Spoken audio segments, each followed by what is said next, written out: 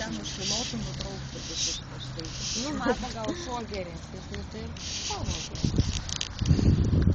Bet tai ką daryti, paskui vis tiek reikia rūpintis to šunim, ne? Ar parduoti, pardavimui? Gali būti pardavimui. Pavadėlis. Ai, aš galvoju šunį.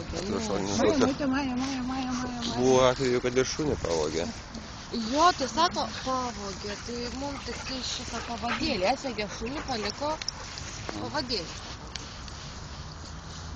Jau daugiau nebepaliksi. Dukra mano vakar buvo su draugais karinėmis.